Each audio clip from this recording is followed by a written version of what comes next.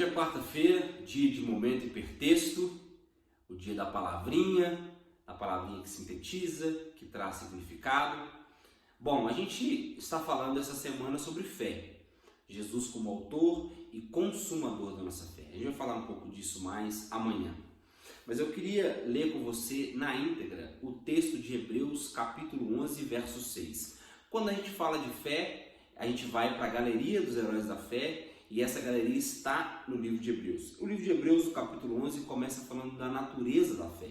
Mas especificamente, quando fala dos exemplos da fé, o versículo 6 diz assim: de fato, sem fé é impossível agradar a Deus, porquanto é necessário que aquele que se aproxima de Deus creia que Ele existe e que se torna galardoador dos que o buscam.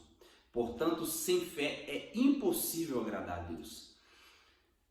Como se nós pudéssemos agradar a Deus de alguma forma, como se nós fizéssemos alguma coisa que pudesse agradar a Deus, mas não é isso que o texto está dizendo, não é isso que o autor quis dizer.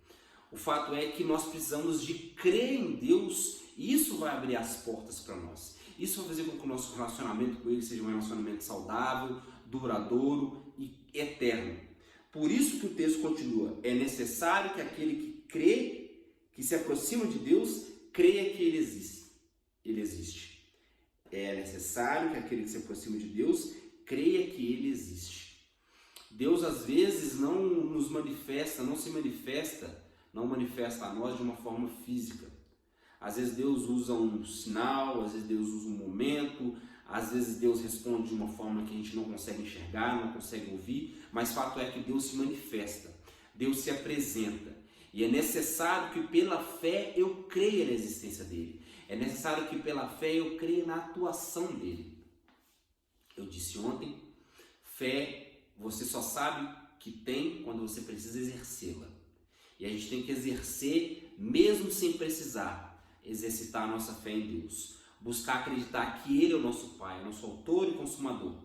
Que Ele, apesar de não estarmos vendo Ele fisicamente, às vezes não senti-lo fisicamente, mas que Ele está conosco, que Ele está operando em nós e através de nós e por nós.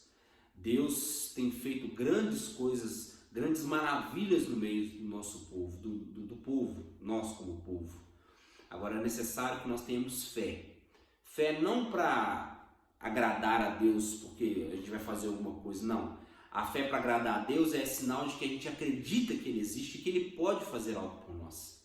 É aquela história que nós contamos na segunda terça-feira. A fé é como retroalimentação.